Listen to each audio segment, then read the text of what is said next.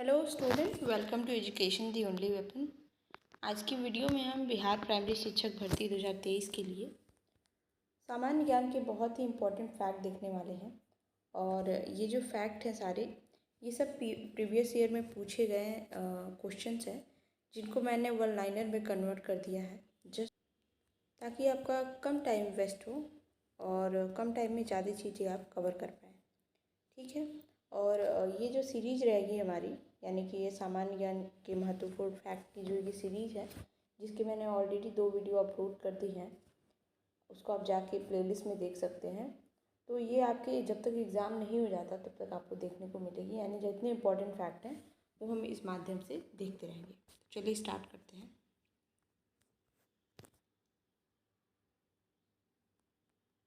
First, Kolhua स्तूप या फिर जिसको कोल्हुआ स्तंभ बोलते हैं, कोल्हुआ स्तंभ, अशोक स्तंभ, ये बिहार के मुजफ्फरपुर ज़िले में है। इसका निर्माण मौर्य सम्राट अशोक ने करवाया था और ख़ास बात है कि ये बलुआ पत्थर से बनवाया गया है। ठीक है।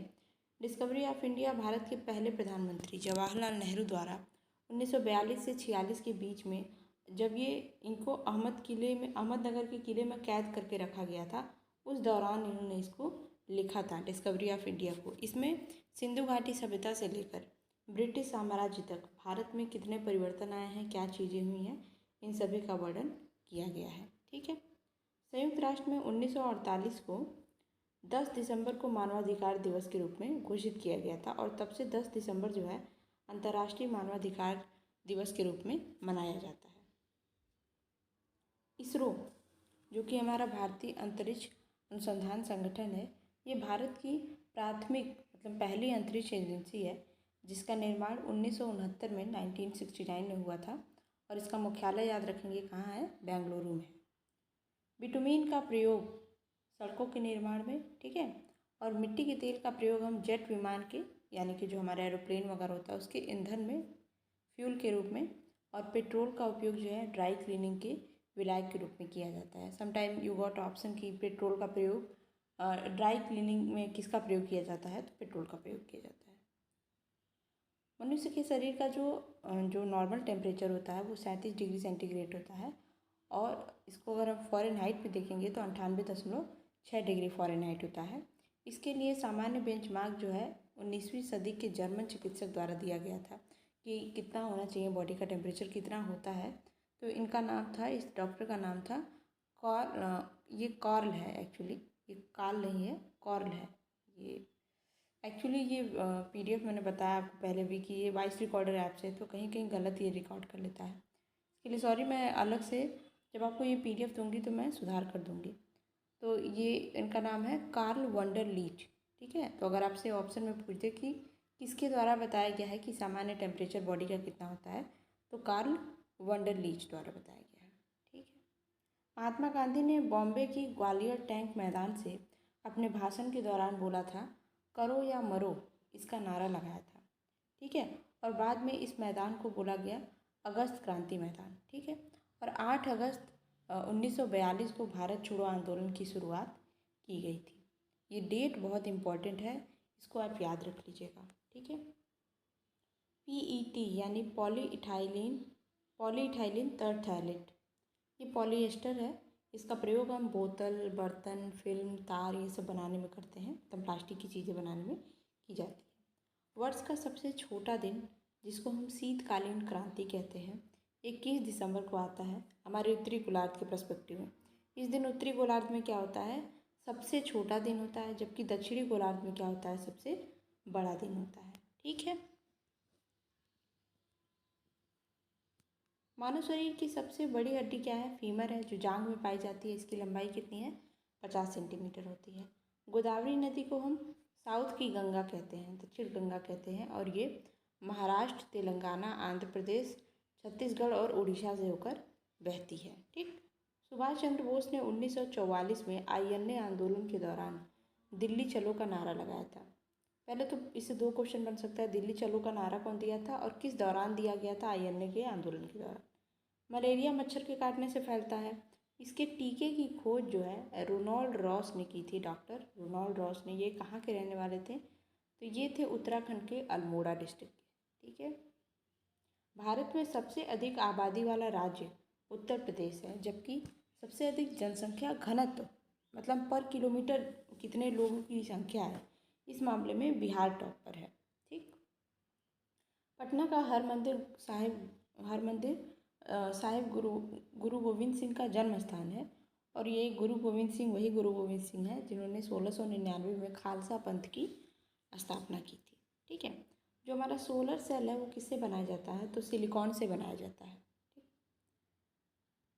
एक चीज़ के लिए माफ़ी चाहूँगी, मैं थोड़ा बहुत धीरे बोल पा रही हूँ क्योंकि मेरी तबीयत थोड़ी सही नहीं है, और कोशिश रहेगी थोड़ा तेज़ बोलने की, मैं वॉल्यूम तेज़ कर लेती हूँ। चलिए अगला देखते हैं। CFL में पारा पाया जाता है। ठीक है। मरकरी पाया जाता है। मरकरी एक न्यूरोटॉक्सिक होता है। अगर ये होता है, ये टर्म क्यों आया था, क्योंकि इतना ज़्यादा CFL का यूज किया जा रहा है कि जब इसको डंप करने की बात आती है, मतलब इसको कहाँ पे कूड़े कचरे की तरह दबाया जाए, तो इससे जो पारा इसमें है, तो ये पारा जब इन्वायरमेंट में आएगा तो इससे क्या क्या बीमारियाँ हो सकती हैं। पहला तो मानसिक बीमारी हो सकती है, मेंटल इश्यूज़, फिर उसके बाद से रिप्रोडक्टिव प्रॉब्लम हो सकता है, फिर इससे आपके व्यवहार संबंधी समस्याएं उत्पन्न हो सकती हैं, क्योंकि व्यवहार आपके माइंड से ही कंट्रोल होता है। ठीक है। प्रोटीन क्या होता है, मानव शरीर के वृद्धि और रखरखाव मतलब टूट फूट को मरम्मत में करता है, और मानव शरीर के ऊतकों का निर्माण करता है। क्योंकि देखिए सेल होते हैं दो और एक सबसे छोटी इकाई शरीर की क्या होती है, सेल होती है, और दो सेल मिलकर क्या बनाते हैं, टिश्यू बनाते हैं। ठीक। टिश्यू मतलब ऊतक, और जो दो टिश्यू मिलते हैं तो क्या बनता है, ऑर्गन बनते हैं, मतलब अंग बनते हैं हमारे। और ये ऑर्गन ही हमारे, जैसे कि ये हमारा हाथ है, ये पैर है, इस टाइप से। तो सबसे छोटी इकाई होती है सेल, उसके बाद से होता है टिश्यू, देन होता है ऑर्गन। ठीक।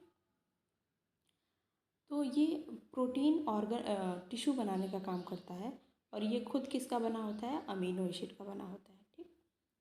वायुमंडल में मुख्य रूप से सबसे ज़्यादा पाए जाने वाले हम गैसों का क्रम देखेंगे तो सबसे ज़्यादा पाया जाता है नाइट्रोजन 78%, उसके बाद ऑक्सीजन 21%, कार्बन डाइऑक्साइड 0.03%, और आर्गन हमारा 0.09%। ठीक है। ऑक्सीजन जो है किसी वस्तु को जलाने में सहायक होती है। ठीक है। ऑक्सीजन तो सांस लेते ही हैं, जलाने में सहायक होती है। ऑक्सीजन की अनुपस्थिति से अगर ऑक्सीजन नहीं है तो कोई भी चीज़ जल नहीं सकती है, जबकि वहीं CO2 जो है किसी भी चीज़ को, किसी भी आग को बुझाने में काम आती है। ठीक है। आग को बुझाने में, किसी भी क्या होता है, आग को बुझाने में काम आती है। अभी हमने देखा था शीतकालीन संक्रांति। ठीक है। और हम देखेंगे ग्रीष्म संक्रांति। ग्रीष्म संक्रांति जो है उत्तरी गोलार्ध में 21 जून के आसपास, और दक्षिणी गोलार्ध में, मतलब उत्तरी गोलार्ध दक्षिणी गोलार्ध क्या मतलब है, ये भूमध्य रेखा के ऊपर, ये इसमें हमारा इंडिया भी आता है। ये उत्तरी गोलार्ध हो गया, ये दक्षिणी गोलार्ध है। तो उत्तरी गोलार्ध में 21 जून को सबसे बड़ा दिन होता है ना, जब कर्क रेखा पर सीधा एकदम सूर्य की किरण पड़ती है। उसी तरह से दक्षिणी गोलार्ध में 22 दिसंबर को ग्रीष्म संक्रांति होती है, जब 24 घंटे के लिए सूर्य दिखाई देता है। ठीक।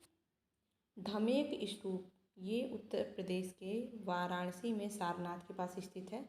मान्यता है कि यहाँ बुद्ध जी ने ज्ञान प्राप्ति के बाद सबसे पहले अपने 5 ब्राह्मण शिष्यों को पहला उपदेश दिया था। ये हम जानते हैं कि महात्मा बुद्ध ने अपना पहला उपदेश कहाँ दिया था, तो सारनाथ में दिया था।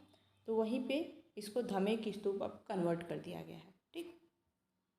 विश्व पर्यावरण दिवस 5 जून को मनाया जाता है। अंतर्राष्ट्रीय विधवा दिवस इम्पॉर्टेंट है 30 जून को, और विश्व पृथ्वी दिवस 22 अप्रैल को। राष्ट्रीय प्रसारण दिवस 23 जुलाई को। मानव जनित आपदा, अगर आपके सिलेबस में दिया हुआ है मानव जनित आपदा पढ़ने को, ये सारी चीज़ें, तो मानव जनित आपदा क्या होती हैं, सड़क दुर्घटना हो गई, मतलब ह्यूमन के द्वारा होने वाली चीज़ें, बिजली से लगी आग हो गई, आतंकवादी संबंधी घटनाएं हो गई, ये सारी। पर प्राकृतिक आपदा क्या होती है, जिसमें इंसान का जोर नहीं होता है, पर कारण भी कहीं ना कहीं इंसान होता है। बाढ़, भूकंप, तूफान, सुनामी, दावानल, आग लग जाना जंगलों में, खुद ही से लकड़ियाँ जलने लगती हैं उसमें। वो भारत के प्रधानमंत्री 15 अगस्त को लाल किले पर ध्वजारोहण करते हैं। ठीक। और 26 जनवरी को राष्ट्रपति राजपथ पर झंडा फहराते हैं। ठीक है, ये याद रखेंगे। केमिस्ट्री में जब बॉन्ड की बात होती है, केमिकल कोवैलेंट ये सब होता है ना, तो उसमें हम देखेंगे कि इसमें सबसे ज़्यादा एनर्जी होती है, बॉन्डिंग एनर्जी। तो आयनिक बॉन्ड में सबसे ज़्यादा बॉन्डिंग एनर्जी होती है, देन कोवेलेंट बॉन्ड में, फिर हाइड्रोजन बॉन्ड में, फिर पोलर बॉन्ड में, फिर आपका वंडर वॉल जो फोर्स होता है जिसमें पाए जाते हैं उसमें होती है। अगर हम बात करें ऑक्सीन, साइटोकाइनिन, फ्लोरिजेन, तो ये सभी के सभी जो है प्लांट हार्मोन है, जबकि ऑक्सीटोसिन जो होता है ये ह्यूमन सहित सारे के सारे मैमल्स में पाए जाने वाला हार्मोन होता है ऑक्सीटोसिन। पौधे की मादा प्रजनन अंग क्या होती है, जो आपका इस तरह से होता है, आपने गुड़हल के फूल में देखा होगा ये होता है, ठीक है। तो होता है वर्तिका, वर्तिकाग्र, फिर आपका ये हो गया ओवरी। ये क्या होता है टोटल, ये होता है फीमेल रिप्रोडक्टिव आर्गन, जबकि मेल रिप्रोडक्टिव आर्गन क्या होता है, इस तरह से आपने देखा होगा, ये एंडोस्कियम होता है, ठीक है, इस टाइप से होता है। तो पराग कोश तंतु और परपराग होता है, तंतु और परागकण होते हैं, ठीक है, ये गलत है। सुल्तान अबुल हसन गोलकुंडा के कुतुब शाही वंश के 8वें और अंतिम शासक थे, जिन्होंने 1672 से 1686 तक शासन किया था, और इन्हें संगीत और कुचिपुड़ी नृत्य का बहुत ज़्यादा शौक था। ये एक्चुअली आपके CRT बुक में दिया हुआ है, इसलिए ये फैक्ट यहाँ पे है, ठीक।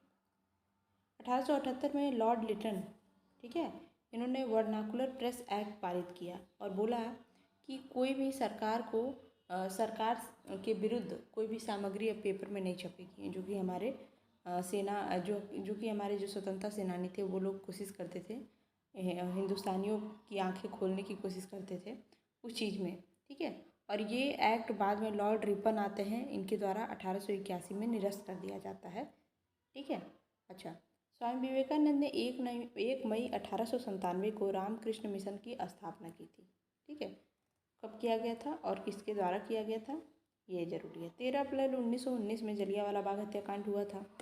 इस घटना के कारण रविंद्रनाथ टैगोर ने अपनी उपाधि, जो इनको उपाधि मिली थी, नाइटहुड की उपाधि दी गई थी, वर्ष 1915 में किंग जॉर्ज V के द्वारा ये इन्होंने लौटा दी थी। और उसी जलियांवाले बाग हत्याकांड के कारण गांधी जी ने अपने केसरे हिंद की उपाधि, जो स्वर्ण पदक थी, वो उपाधि लौटा दी थी, जो इनको बोअर के युद्ध के दौरान इनके काम के लिए दिया गया था, ठीक है।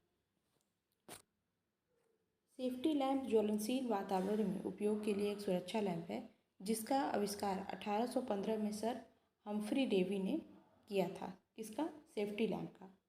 आप ज्वलनशील वातावरण में भी इसका प्रयोग कर सकते हैं इसके लिए। वीवर या फिर दर्जिन जो पक्षी होती है, ये घास के तनों को सिल करके, ठीक है, अपना घोंसला बनाती है, ठीक। दर्जिन से दर्जी याद रखिएगा, ठीक है। और इसकी खास बात क्या होती है, इसमें जो फीमेल पक्षी होता है वो घोंसला बनाता है, और जो मेल पक्षी जो होता है वो घोंसला बनाता है, जो फीमेल पक्षी होती है वो उसमें से चुनाव करती है कि मैं किस में रहूँगी, ठीक। केवलादेव राष्ट्रीय उद्यान जो है ये भारत में स्थित राजस्थान में स्थित भरतपुर पक्षी अभयारण्य के नाम से, मतलब भरतपुर में स्थित है। तो इसको सबसे पहले जब ये डिक्लेयर नहीं हुआ था राष्ट्रीय उद्यान, तब इसको पक्षी अभयारण्य के नाम से जाना जाता था। 1971 में इसको संरक्षित अभयारण्य घोषित कर दिया गया, और ये अभी यूनेस्को के धरोहर में भी शामिल है, ठीक। भारत में साक्षरता दर की बात करें तो 74.04% है, पुरुषों के लिए 82.14% है, महिलाओं के लिए 65.86%, मतलब 86 इसको बोलेंगे, मैं गलती से बोल गई ये, ठीक है, इतने परसेंट है। कुछ दर्रे देख लेते हैं। जोजिला दर्रा जो है ये आपका कहाँ पे है, जम्मू कश्मीर में है। थांगला दर्रा लद्दाख में है। नाथुला दर्रा सिक्किम में है। सिपकिला दर्रा कहाँ है, हिमाचल प्रदेश में है। जयप्रकाश नारायण अंतर्राष्ट्रीय हवाई अड्डा, ये बिहार की राजधानी पटना में स्थित है। एक कर्णम मल्लेश्वरी की कहानी भी CRT की बुक में दी हुई है। कर्णम मल्लेश्वरी हमारी क्या है, सेवानिवृत्त भारतीय भारोत्तोलक हैं। वह ओलंपिक में कांस्य पदक जीतने वाली पहली, इसलिए इम्पोर्टेंट है कि पहली भारतीय महिला हैं। कहाँ की रहने वाली हैं ये, आंध्र प्रदेश के श्रीकाकुलम जिले की निवासी हैं। संविधान में जो हमारा प्रस्तावना है वो भारत को एक संप्रभु, समाजवादी, धर्मनिरपेक्ष और लोकतांत्रिक गणराज्य घोषित करता है। प्रस्तावना में वर्णित उद्देश्य कहता है कि सभी नागरिकों को न्याय, स्वतंत्रता, समानता सुनिश्चित करना, और और राष्ट्र की एकता और अखंडता बनाए रखने के लिए बंधुत्व को बढ़ावा देना है। ये सारे जो इसमें वर्ड हैं, this one is very important. इस एक एक वर्ड से क्वेश्चन बन सकता है कि प्रस्तावना में क्या नहीं है, इसलिए प्रस्तावना को बहुत अच्छे से आप पढ़ेंगे। ठीक। राष्ट्रपति भारत की कार्यपालिका, एग्जीक्यूटिव, लेजिस्लेटिव और जुडिशरी, इनका औपचारिक ऑफिशियल हेड होता है। और जो हमारी भारतीय सशस्त्र बल होते हैं उनका कमांडर इन चीफ भी होता है। ठीक। अच्छा, राष्ट्रपति के चुनाव की एक खास बात होती है कि जो इनका निर्वाचक मंडल के द्वारा चुनाव होता है उसमें कौन कौन पार्टिसिपेट करता है। तो संसद के दोनों सदन और राज्य के विधानसभाओं के, नॉट विधान परिषद, विधानसभा के निर्वाचित सदस्य होते हैं। ठीक, निर्वाचित सदस्य, ये याद रखिए। जो हमारा अनुच्छेद 368 के तहत भारत की संसद जो है संविधान में संशोधन कर सकती है, बट वो संविधान का जो बेसिक स्ट्रक्चर है, जो केशवानंदन भारती केस में डिक्लेयर किया गया था कि बेसिक स्ट्रक्चर क्या क्या है, उसको बिना टच किए जो है संविधान में जो है संसद जो है संशोधन कर सकती है, बट मूल ढांचे में कुछ नहीं चेंजिंग होनी चाहिए। नीति आयोग क्या है? नीति आयोग का अर्थ अगर देखें, full form national institution for transforming India है। ये एक तरह से थिंक टैंक के रूप में काम करती है। इसकी स्थापना 1 जनवरी 2015 को भारत सरकार द्वारा योजना आयोग को बदल कर किया गया था। इसके पहले योजना आयोग था, इसका नाम बदल के और इसका कुछ काम भी बदल करके नीति आयोग कर दिया गया। केरल और बंगाल के लोग मुख्य रूप से चावल खाते हैं और चावल हमारे भारत की मुख्य खाद्यान्न फसल भी है। ठीक। अमीर खुसरो एक सूफी संगीतकार, कवि, विद्वान थे और दिल्ली के चिश्ती जो निजामुद्दीन औलिया थे उनके सूफी संत और आध्यात्मिक शिष्य थे। अमीर खुसरो को 13वीं शताब्दी के अंत में फारसी, अरबी, तुर्की और भारतीय संगीत, मतलब इन सभी को कंबाइन करने का श्रेय दिया जाता है और इसको एक नया रूप देने में, कव्वाली बनाने में इन्होंने काम किया था। कव्वाली बनाकर पेश किया था जो कि सबको जोड़ सकती थी, ऐसा वो था। ठीक। द्रोणाचार्य पुरस्कार पहले तो पूछ सकता है किससे संबंधित है, तो खेल से संबंधित है। भारत सरकार के युवा मामले और खेल मंत्रालय द्वारा दिया जाने वाला एक प्रतिष्ठित पुरस्कार है। जो हमारा लिटिल अंडमान है, अंडमान निकोबार में हमारा है ना, बड़ा निकोबार द्वीप, एक मिडिल है, तो उसी तरह से लिटिल अंडमान जो द्वीप है वहाँ पे कौन सी जनजाति निवास करती है? ओंगे जनजाति। ठीक। फसलों में सिंचाई का एक बेहतर तरीका क्या होता है? ड्रिप प्रणाली। ठीक। एलिफेंटा गुफाएं जो है भारत में यूनेस्को की धरोहरों में भी शामिल है। ठीक। मध्य प्रदेश और अंडमान निकोबार द्वीप समूह में नेशनल पार्क की संख्या सबसे ज़्यादा है।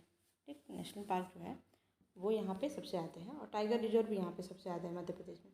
रविन्द्रनाथ टैगोर को गीतांजलि के लिए 1913 में नोबेल पुरस्कार मिला था और यह सम्मान पाने वाले वो पहले गैर यूरोपीय थे। मतलब 1913 तक किसी भी गैर यूरोपियन को नहीं मिला था नोबेल पुरस्कार, ये बात है। तो उस वक्त रविन्द्रनाथ टैगोर पहले गैर यूरोपीय थे, कह सकते पहले इंडियन थे जिनको ये पुरस्कार मिला था। ठीक है, गीतांजलि के लिए। अगर एक बात करें वो मानचित्र की बात करें, तो जब फिजिकल मानचित्र की बात आती है तो आपको मैप में क्या देखने को मिलता है? पर्वत, पठार, नदियाँ, ये सारी चीज़ें देखने को मिलती हैं। और अगर पॉलिटिकल मानचित्र की बात करें तो उसमें क्या देखने को मिलता है? शहर, कस्बा, गांव, ये सब देखने को मिलता है। और एक थीमेटिक होता है। थीमेटिक में क्या होता है? थीम के बेसिस, मतलब आप चाहते हैं मैप में ये दिखाएं कि कहाँ कहाँ पे सड़क मानचित्र, कहाँ कहाँ बारिश हुई है, कहाँ कहाँ आग लगी है, कहाँ कहाँ पे कुछ घटनाएं हो रही हैं। तो मतलब थीम के बेसिस पे अगर आपको मैप बनाना है तो उसको हम थीमेटिक मानचित्र बोलते हैं। जो हमारा जो नेशनल झंडा है, जो हमारा राष्ट्रीय झंडा है, उसमें 3 रंग होता है। ठीक, उनका मतलब जानना जरूरी है। तो केसरिया रंग का मतलब क्या होता है? साहस और बलिदान। सफ़ेद रंग का क्या मतलब होता है? शांति और सच्चाई। और हरा रंग का क्या मतलब होता है? हरियाली और संपन्नता। तो ओके, हमने यहाँ पे ये सारा का सारा फैक्ट कवर कर लिया है और इसकी PDF आपको मेरे टेलीग्राम में मिल जाएगी। वहाँ जा कर के आप इसको डाउनलोड कर सकते हैं, जिसको मैं कमेंट में पिन कर दूँगी। वीडियो आपको कैसी लगी है? तो अच्छी लगी है अगर, तो चैनल को सब्सक्राइब करना है, कमेंट में जाके बताना है कि क्या कमी है क्या नहीं है, और वीडियो को लाइक और शेयर ज़रूर करें और पढ़ाई करते रहें। Best of luck.